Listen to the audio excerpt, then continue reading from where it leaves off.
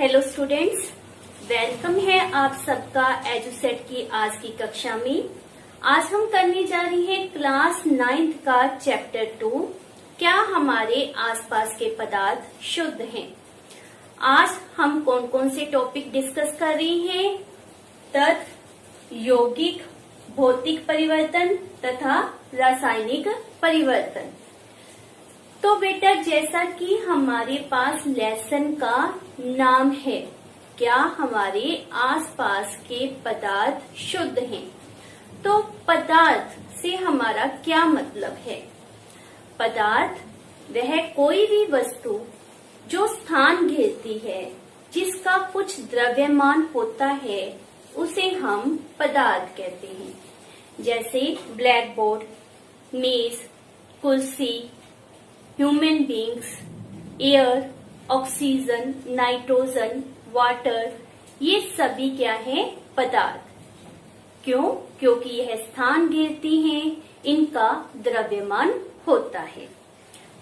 पदार्थ को further 2 categories में बांटा जाता है, भौतिक तथा रासायनिक। भौतिक गुणों के आधार पर पदार्थ की फर्दर 3 टाइप्स होती हैं, ठोस, द्रव तथा गैस।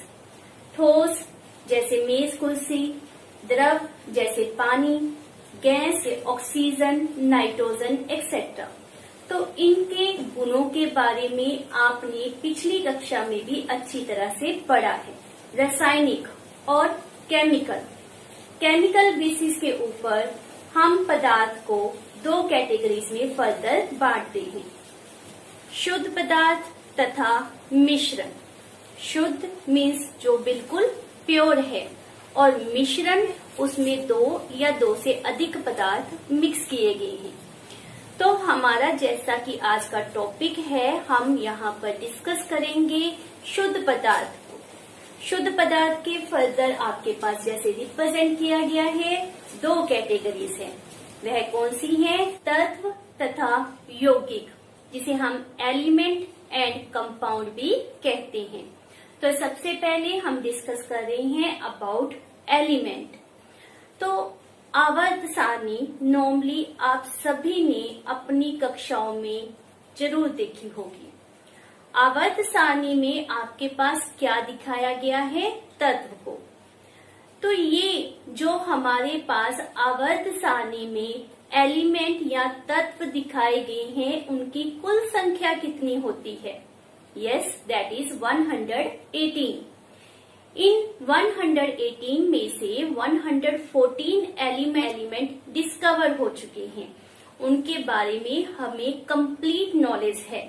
तो यह जो तत्व शब्द है, इसका सबसे पहले उपयोग सन 1661 ईस्वी में रॉबर्ट बॉयल के द्वारा किया गया था, परंतु उसकी कंप्लीट परिभाषा विद एक्सपेरिमेंट बाद में दी गई बाय साइंटिस्ट एंटोनी लॉरेंट लवाइस के द्वारा। एक्चुअली तत्व की परिभाषा क्या होती है? तत्व पदार्थ का वह मूल रूप है जिसे रासायनिक प्रतिक्रिया के द्वारा विभाजित नहीं किया जा सकता। तो यह परिभाषा हमें क्या समझाती है? जैसा कि आवर्त सारणी में आपके पास पहले 10 एलिमेंट को हम ले लेते हैं, that is hydrogen, helium, lithium, beryllium, boron, carbon, nitrogen, oxygen, fluorine, neon. तो ये जो हमारे पास तत्व हैं, यदि हम हाइड्रोजन को 10 टाइम्स ऐड करके नियोन की प्रेपरेशन करना चाहें, दैट इज पॉसिबल? नो। और यदि हम नियोन को ब्रेकअप करके इन 9 एलिमेंट्स को बनाना चाहें, क्या यह बन सकते हैं? Then again answer no. Means जो हमारे पास तत्व होता है, उसको आप ना तो ब्रेकअप करके कोई अन्य एलिमेंट फॉर्म कर सकते हो, और ना ही एड अप करके कोई न्यू एलिमेंट बना सकते हो बाय एनी फिजिकल और केमिकल मेथड। हमारे पास जो एलिमेंट पाए जाते हैं, वह मोस्ट ऑफ ठोस अवस्था में होते हैं, जैसे सोना, चांदी, कॉपर, सिल्वर, गोल्ड। यह किस अवस्था में आपको मिलती है? ठोस अवस्था में। 11 तत्व हमारे पास गैसियस अवस्था में पाए जाते हैं। उनमें से नॉर्मली जो आपने नाम सुने हैं, that is oxygen gas, nitrogen gas, fluorine gas, chlorine gas. तो यह हमारे पास किस अवस्था में है? गैसियस अवस्था में। नोबल गैसेस के बारे में आप अच्छी तरह से जानते हो। अक्रियाशील गैस जैसे हीलियम, नियोन, आर्गन, तो यह भी हमारे पास गैसीय अवस्था में पाए जाते हैं। Only 2 element, that is mercury, जिसे पारा हम कहते हैं, एंड ब्रोमीन, यह दोनों रूम टेम्परेचर के ऊपर लिक्विड फॉर्म में मीन्स द्रव अवस्था में पाए जाने वाले तत्व हैं। इसके साथ ही 2 एलिमेंट और आपने याद करने हैं, वो कौन से हैं? गैलियम तथा सीजियम। गैलियम तथा सीजियम रूम टेम्परेचर से लिटिल अबव टेम्परेचर के ऊपर, दैट इज 303 केल्विन टेम्परेचर के ऊपर लिक्विड फॉर्म में प्रेजेंट होते हैं। तो यह थी इन तत्वों में प्रेजेंट भौतिक अवस्थाएं। जैसा कि अभी हमने डिस्कस किया, हमारे पास 118 तत्व होते हैं। इन सभी तत्वों के गुण एक दूसरे से डिफरेंट होते हैं, तो इतने गुणों को याद करना टफ होता है। उसको सिंपल करने के लिए हम तत्वों को वर्गीकृत करते हैं। तो यहाँ पर तत्वों के गुणों को याद करने के लिए हम उनको 3 कैटेगरीज में बांट रहे हैं। वो 3 कैटेगरीज कौन सी हैं? धातु, उपधातु तथा अधातु। अब हम धातु, उपधातु तथा अधातुओं के गुणों को 1 by 1 डिस्कस करते हैं। सबसे पहले हम डिस्कस करते हैं धातुओं में कौन कौन से गुण पाए जाते हैं। फर्स्ट पॉइंट, धातुएं कठोर होती हैं। आप अपने अराउंड जितने भी मेटल्स प्रेजेंट हैं उनकी एग्जांपल लीजिए। लेड, लोहा, सोना, चांदी, तांबा, जिस्त, एल्यूमिनियम। तो ये किस अवस्था में प्रेजेंट होती हैं? ठोस अवस्था में, और यह कठोर होती हैं। तो हमारे पास मोस्ट ऑफ धातुएं जो होती हैं वह कठोर होती हैं, वह ठोस अवस्था में प्रेजेंट होती हैं। परंतु यहाँ पर कुछ अपवाद भी है, जैसे कि हमने पहले डिस्कस किया, पारा धातु है परंतु यह रूम टेम्परेचर के ऊपर लिक्विड फॉर्म में प्रेजेंट होता है। कुछ धातुएं जैसे कि सोडियम, पोटाशियम इतनी नरम होती हैं कि इनको आप नाइफ के द्वारा भी काट सकते हो। परंतु मोस्ट ऑफ धातुओं में गुण कौन सा होता है कि वह ठोस होती हैं तथा कठोर होती हैं। सेकेंड हमारा पॉइंट है कि धातुओं में चमक होती है। आप सोने तथा चांदी के आभूषण यूज करते हो, वाई? बिकॉज उनमें एक शाइन होती है। इसी प्रकार एल्यूमिनियम, जिस्त, इनमें भी अपनी एक शाइन होती है। तो मोस्ट ऑफ धातुएं एक नेचुरल शाइन पोसेस करती हैं। थर्ड पॉइंट, ताकि सुचालक means good conductor of heat. आप घर में एल्यूमिनियम के बर्तन यूज करते हो, लोहे का तवा, लोहे की कढ़ाई को यूज किया जाता है। क्यों हम लोहे या एल्यूमिनियम के बर्तनों को उपयोग में लाते हैं जब किचन में हम खाना पकाते हैं? Because way good conductor of heat होते हैं।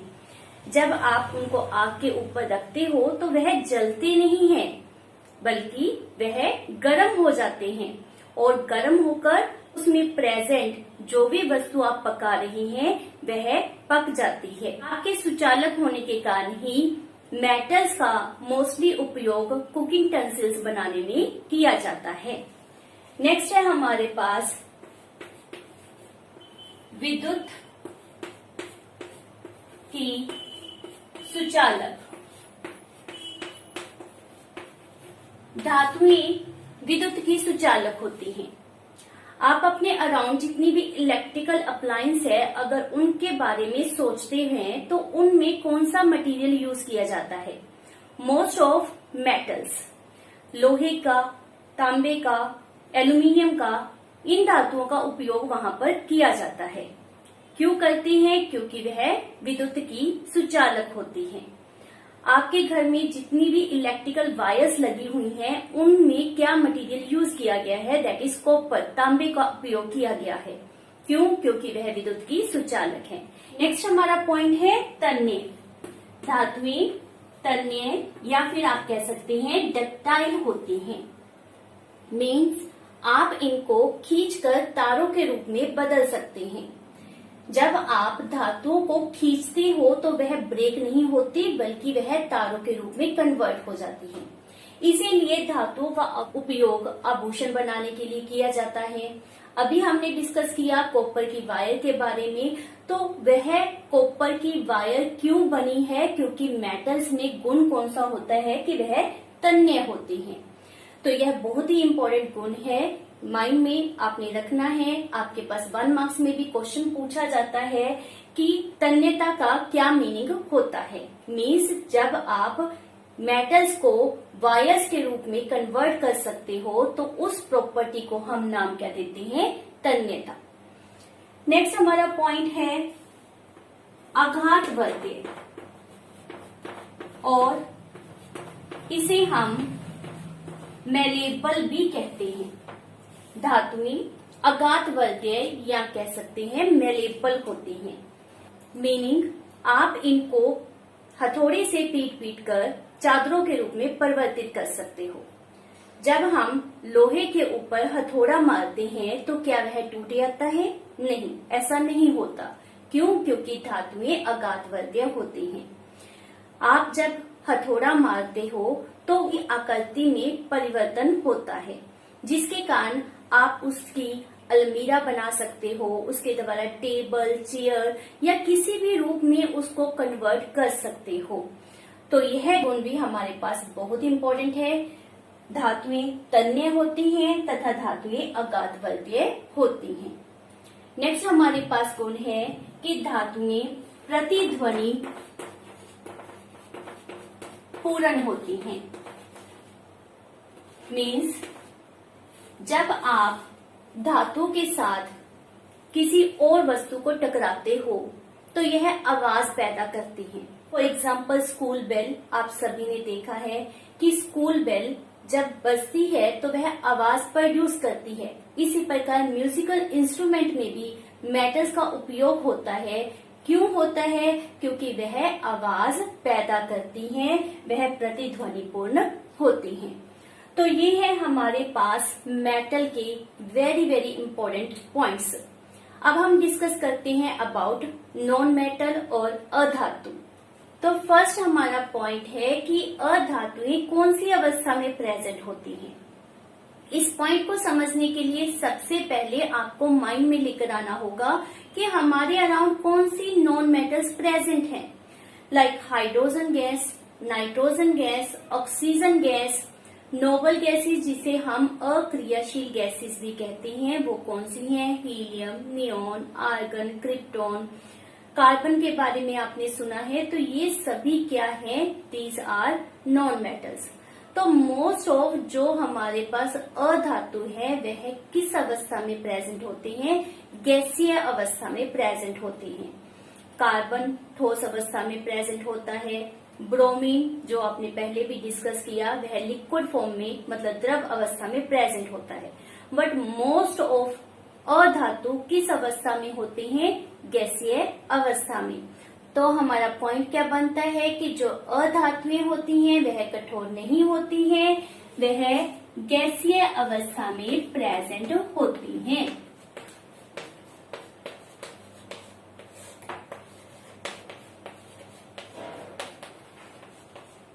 नेक्स्ट हमारा पॉइंट है चमक।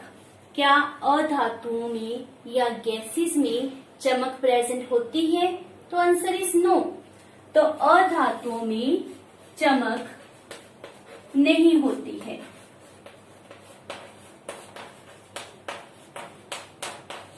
नेक्स्ट हमारा पॉइंट है ताप की कुचालक। अधातुएं ताप की कुचालक होती हैं, मीन्स वह अपने में से हीट को क्रॉस नहीं होने देती। कोई भी गैस की हम एग्जाम्पल लेते हैं तो वह हीट को क्रॉस नहीं होने देती, इसीलिए हम अधातुओं को ताप के कुचालक कहते हैं। परंतु जैसे हमने फर्स्ट पॉइंट में देखा कि सभी अधातुएं गैसीय अवस्था में नहीं होती। एक few केस आपने ठोस अवस्था के किए, एक केस आपने लिक्विड फॉर्म मीन्स द्रव अवस्था का किया। उसी प्रकार से हमारे पास इस पॉइंट में भी अपवाद है। कार्बन के बारे में आपने सुना है, उसके द्वारा हम ग्रेफाइट बनाते हैं और ग्रेफाइट एक ऐसी अधातु की एग्जाम्पल है जो कि ताप की सुचालक होती है। ग्रेफाइट आप सभी ने देखा है, इसका उपयोग सेल में पेंसिल को बनाने के लिए, जो पेंसिल में सिक्का होता है उसको बनाने के लिए इसका उपयोग किया जाता है और याद रखना है कि यह ताप की सुचालक होती है। नेक्स्ट हमारे पास पॉइंट है विद्युत। तो अधातुएं विद्युत की कुचालक होती हैं, मीन्स उनमें से ना तो ताप क्रॉस कर सकता है और ना ही विद्युत उनमें से क्रॉस कर सकती है। नेक्स्ट है कि वह तन्य नहीं होती हैं। यदि हम कहें कि किसी गैस की तार आपने देखी है तो is it possible? No. Why? Because non metals को आप तारों के रूप में बदल नहीं सकते, इसीलिए आप क्या मेंशन करोगे कि वह तन्य नहीं होती हैं। कार्बन, सल्फर, जो मेटल्स आपके पास ठोस अवस्था में प्रेजेंट हैं, हम उनको तारों के रूप में नहीं बदल सकते। इट मीन्स नॉन मेटल हमारे पास क्या होते हैं? नॉन डक्टाइल, वह तन्य नहीं होते हैं। नेक्स्ट हमारा पॉइंट है अघात वर्ध्यता। तो यह अघात वर्ध्य भी नहीं होते हैं, मीन्स को भी हम चादरों के रूप में नहीं बदल सकते। बिल्कुल वैसे ही आपने पॉइंट को समझने हैं जैसे आपने तन्य के पॉइंट को समझा था कि हम गैसेस को या फिर एनी सॉलिड फॉर्म में प्रेजेंट नॉन मेटल को ना तो तारों में बदल सकते हैं और ना ही शीट्स में कन्वर्ट कर सकते हैं। लास्ट हमारा पॉइंट वैसे ही जैसे अभी तक आपने ऑपोजिट पॉइंट को समझा है, वैसे ही हमारे पास लास्ट पॉइंट है। तो वह भी हमें क्या कहता है कि यह प्रतिध्वनि पूर्ण नहीं होते हैं। तो अधातुएं आपने जैसे देखा सभी गुण मेटल से ऑपोजिट रिप्रेजेंट करते हैं। तो ये हमारे पास as a difference point of view as well as अगर आपसे पूछा जाता है कि धातु के कौन से गुण हैं या फिर अधातु के कौन से गुण हैं, तो आप इजीली उनका आंसर दे सकते हो। थर्ड हमारी कैटेगरी है उपधातु। उपधातु वे तत्व जिनमें धातु तथा अधातु दोनों के गुण विद्यमान होते हैं, उन्हें हम नाम क्या देते हैं? उपधातु। हमारे पास बहुत कम ऐसे एलिमेंट है जिनमें उपधातु या फिर मेटेलॉइड्स का करैक्टर पाया जाता है। उसकी कुछ एग्जाम्पल आपके पास दी गई हैं, लाइक बोरॉन, सिलिकॉन, जर्मेनियम। ये इसकी मेन एग्जाम्पल्स हैं। हमारा टॉपिक है यौगिक। आप पानी पीते हो तो पानी को हम साइंस की किताब में कैसे पढ़ते हैं? क्या उसका फार्मूला होता है? That is H2O। इसके द्वारा कौन सी गैस को बाहर निकालते हैं? That is CO2, carbon dioxide. Water H2O, carbon dioxide CO2, यह किस प्रकार बनते हैं? तो यह भी आपने किताब में रीड किया होगा कि हमारे पास ये दोनों उत्पाद बनाने का तरीका क्या होता है। वाटर बनाने के लिए हम H2 को O2 के साथ रिएक्ट करते हैं। मीन्स जब इन दोनों की अभिक्रिया होती है तो हमारे पास H2O बनता है। अब इसको बैलेंस कर लेते हैं। आपके पास O2 है तो यहाँ पर भी 2 आएगा। H 4 टाइम है तो यहाँ पर हम 2 लगाकर इसको 4 टाइम बना रहे हैं। सिमिलरली CO2, इसे कैसे बनाया जाएगा? तो यहाँ पर क्या होगा, कार्बन और वह ऑक्सीजन के साथ अभिक्रिया करके कार्बन डाइऑक्साइड बनाता है। तो यह जो हमारे पास H2O तथा CO2 है, इसे हम नाम क्या देते हैं? यौगिक।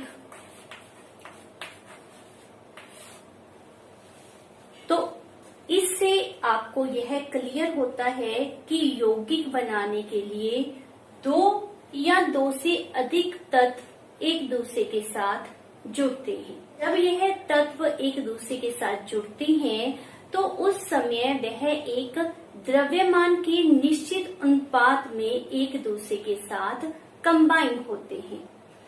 द्रव्यमान, यौगिक को समझने के लिए आपको द्रव्यमान याद करना है। तो एटलीस्ट ये हमारे पास 10 एलिमेंट मेंशन किए हैं, इनका द्रव्यमान आप लर्न करें। यौगिक की परिभाषा हमें क्या बताती है? 2 या 2 से अधिक तत्व जब द्रव्यमान के निश्चित अनुपात में जुड़ते हैं तो उसे यौगिक कहते हैं।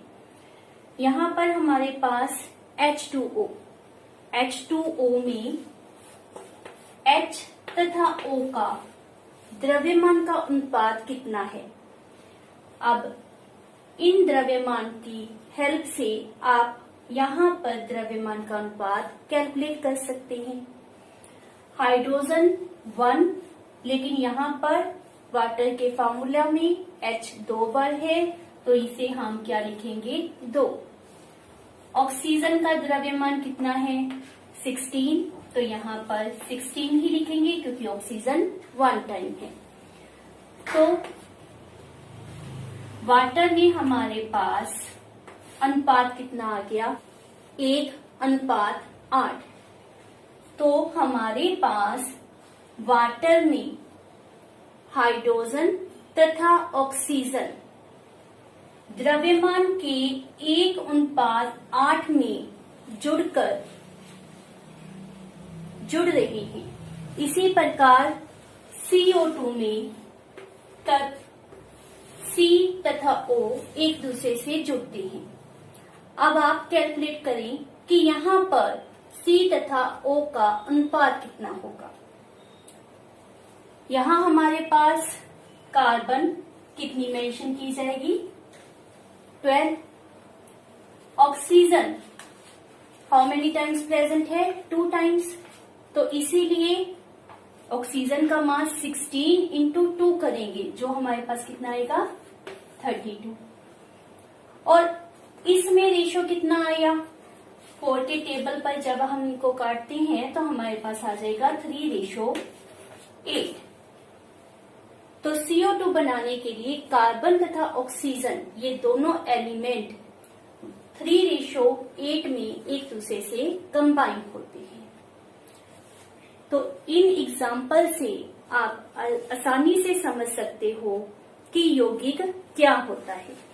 अगेन आई रिपीट, 2 या 2 से अधिक तत्व द्रव्यमान के निश्चित अनुपात में जब जुड़ते हैं तो वह यौगिक बनाते हैं।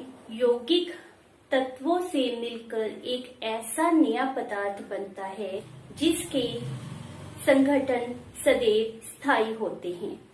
मीन्स लेट्स सपोज हम वाटर की बात कर रहे हैं।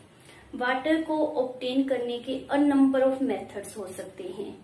आप उसे समुद्र से प्राप्त कर सकते हो, नहरों से, टैप वाटर, वेल वाटर, तो कहीं से भी आपने पानी को ऑब्टेन किया है। पानी अगर आप उसे मेंशन कर रहे हो तो उसमें हमेशा H2O फार्मूला होगा और हाइड्रोजन ऑक्सीजन का रेशो ऑलवेज सेम होगा, that is 1:8।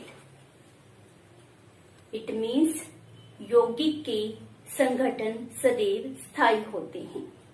One more example, जैसे हमने पहले लिया था CO2। जब हम सांस बाहर छोड़ते हैं तो CO2 रिलीज होती है।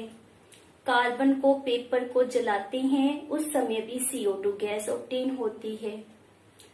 कोई chemical reaction, let's suppose CaCO3 की जब ब्रेकिंग करते हैं हीट अप करके, उस समय भी हमारे पास CO2 गैस रिलीज होती है।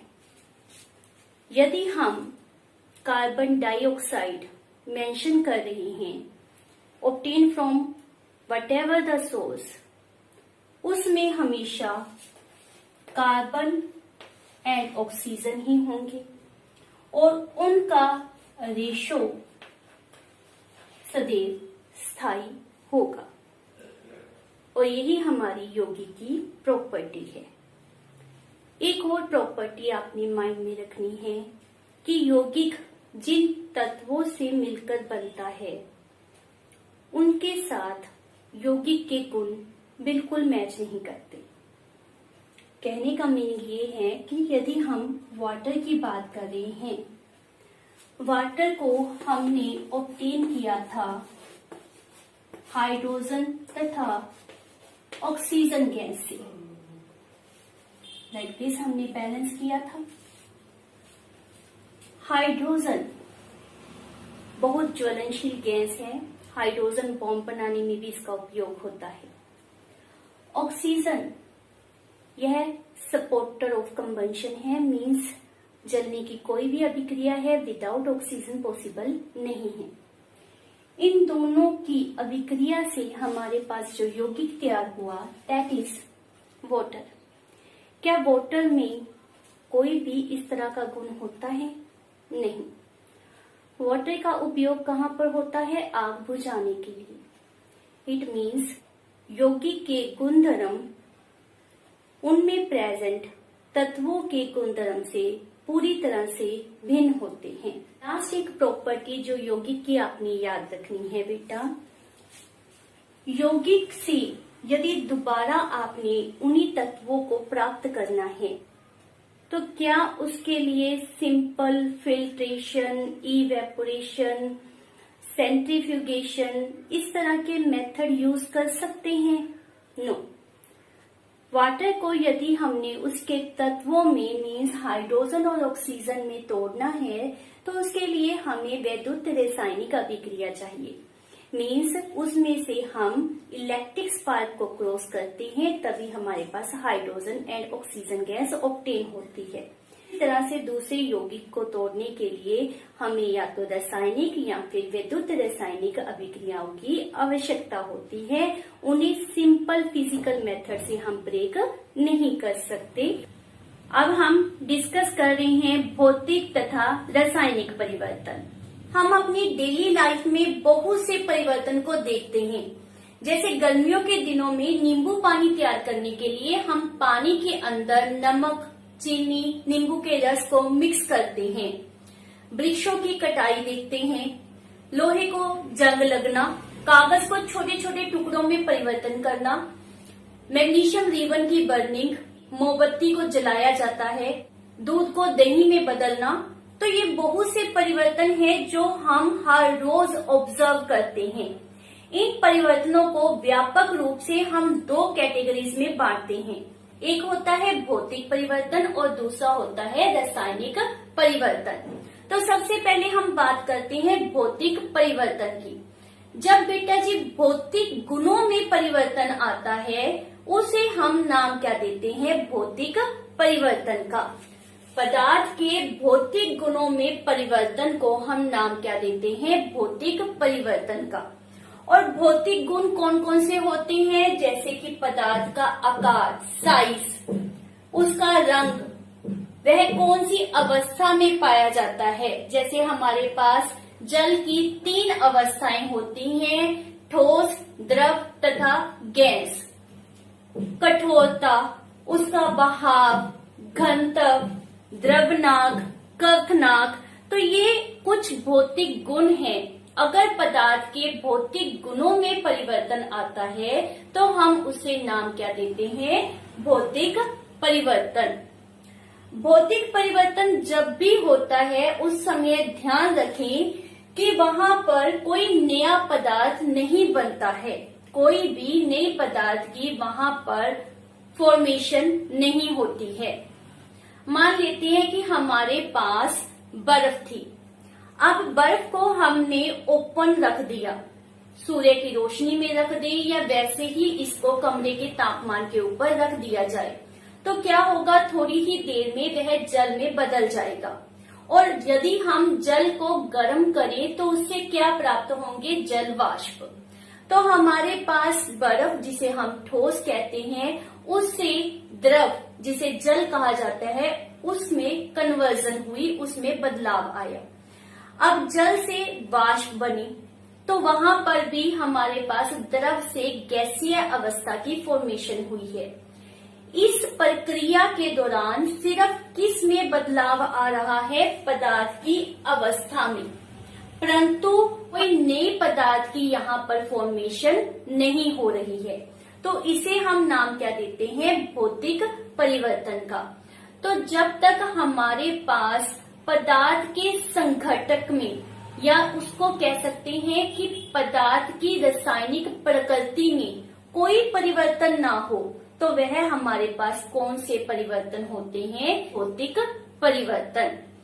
तो अच्छी तरह से हम अपनी जो पहले एग्जाम्पल ली थी उनको समझ सकते हैं। जैसे कि कागज को काटना, तो जब कागज को काटते हैं तो उसके आकार में परिवर्तन आता है, वह बड़े साइज से छोटे साइज में बदल गया, परंतु यहाँ पर कोई नया पदार्थ नहीं बनता है। तो इसे हम नाम क्या देते हैं? भौतिक परिवर्तन का। इसी प्रकार पेड़ों को काटने से भी कोई नया पदार्थ नहीं बना, तो उसे हम नाम क्या देंगे? भौतिक परिवर्तन का। जब हम कोई मिश्रण तैयार कर रहे हैं, जैसे हमने नींबू पानी की बात की थी, तो उस समय भी हमारे पास कोई नया पदार्थ नहीं बन रहा है, तो वह भी एक भौतिक परिवर्तन होता है। नेक्स्ट, जैसे कि मान लेते हैं हमने कागज को जलाया, मैग्नीशियम रिबन को जलाया जाता है, या फिर पत्तियों को या किसी अन्य पदार्थ को जलाया जाता है, उस समय क्या होता है? वह पदार्थ ऑक्सीजन के साथ अभिक्रिया करता है तथा एक नया पदार्थ बनाता है। जैसे हम मैग्नीशियम को सपोज कर लेते हैं, मैग्नीशियम दैट इज Mg, जब वह ऑक्सीजन के साथ अभिक्रिया करता है जलने के दौरान, तो उससे क्या बनता है? Magnesium oxide. इसको हम इस तरह से संतुलित करेंगे।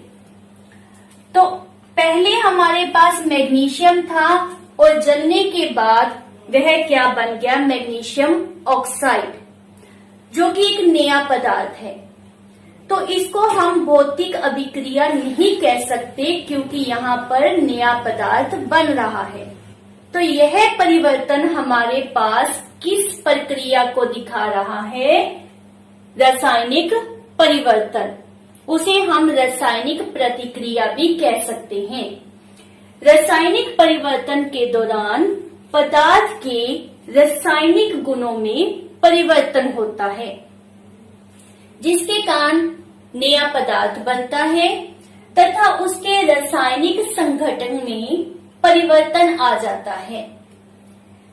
मान लेते हैं हमारे पास लोहे की कोई अलमारी है, लोहे की बहुत सी चीजें, जैसे हम किसी पार्क में जाते हैं तो वहां पर जो भी बाउंड्री की होती है वो नॉर्मली लोहे से की गई होती है।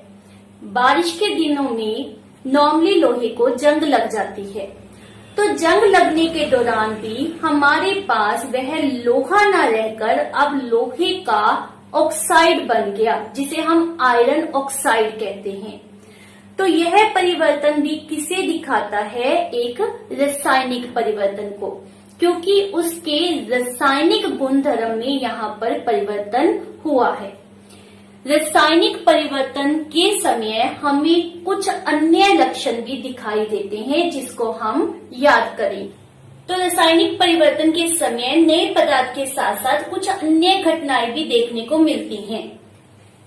जैसे कि हमारे पास पहले पॉइंट में मेंशन किया गया है कि रासायनिक परिवर्तन के समय ऊष्मा, प्रकाश अथवा किसी अन्य प्रकार के विकिरण का बाहर निकलना अथवा उसका अवशोषित होना।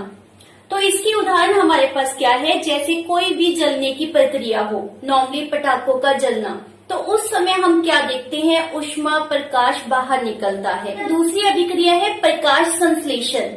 तो उस समय जब पौधे अपना भोजन सूर्य की रोशनी से बनाते हैं तो वह सूर्य के प्रकाश को अवशोषित करते हैं।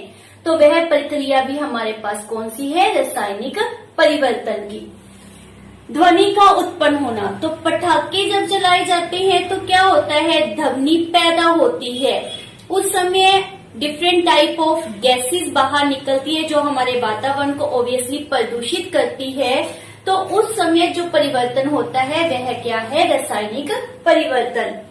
नई गंध का पैदा होना, तो जब कोई पदार्थ गल सड़ जाता है, जैसे मान लेते हैं हमारा कोई भोजन गल सड़ गया तो उससे दुर्गंध पैदा होती है, नई तरह की गंध पैदा हुई है, वह भी क्या है, रासायनिक परिवर्तन।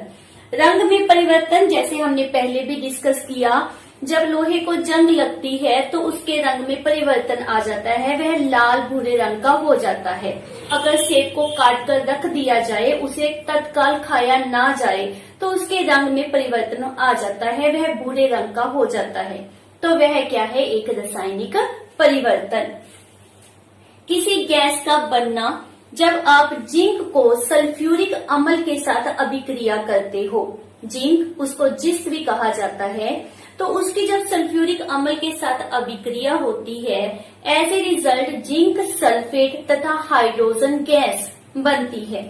तो इन घटनाओं से भी आप पता कर सकते हो कि यहाँ पर रासायनिक परिवर्तन हो रहा है। तो अब हमारा प्रश्न है कि दिए हुए परिवर्तन में से कौन सा परिवर्तन भौतिक परिवर्तन है तथा कौन सा रासायनिक परिवर्तन है। तो हमारे पास पूछा गया है पेड़ों को काटना, कि इस अभिक्रिया के समय कोई भी नया पदार्थ नहीं बनता, तो यह हमारे पास क्या है, भौतिक परिवर्तन। दूसरा है विद्युत तरंग का जल में प्रवाहित होना तथा H2 और O2 गैस में विघटित होना। नई गैस बनी है H2O2, तो यहाँ पर जब नए पदार्थ की फॉर्मेशन होती है उसे हम नाम क्या देते हैं, रासायनिक परिवर्तन का। फलों से सलाद का बनना, तो यहाँ पर कुछ भी नया नहीं बना है, इसलिए यह क्या है, भौतिक परिवर्तन। पौधों की वृद्धि एक ऐसी प्रक्रिया है जिसके दौरान पदार्थ के संगठन में बदलाव आता है, इसलिए यहाँ पर आप कह सकते हो कि नया पदार्थ बन रहा है, तो यह हमारे पास क्या है, एक रासायनिक परिवर्तन। खाना पकाना, तो खाना पकाना आपको पता है यहाँ पर भी जो परिवर्तन होते हैं वो रासायनिक परिवर्तन होते हैं। पदार्थ के संगठन में उसकी कंपोजिशन में बदलाव आता है, तो यह एक रासायनिक परिवर्तन है। भोजन का पाचन, भोजन का पाचन आपको पता है एक रासायनिक परिवर्तन होता है। लास्ट है मोमबत्ती का जलना। दिस इज वेरी इंपॉर्टेंट क्योंकि इसमें दोनों परिवर्तन होते हैं, भौतिक परिवर्तन भी तथा रासायनिक परिवर्तन भी। जिस तरह से आपको पता है कि जब मोमबत्ती को जलाया जाता है तो मोम पिघलती है, मतलब ठोस अवस्था से द्रव अवस्था में बदलाव आया है, तो यह क्या है, एक भौतिक परिवर्तन।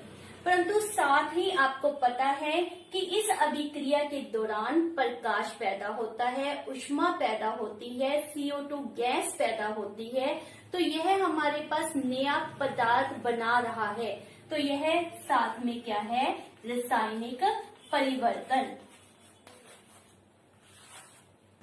अब हम करते हैं कुछ ऑब्जेक्टिव क्वेश्चन। फर्स्ट वन, निम्नलिखित में तत्व कौन है?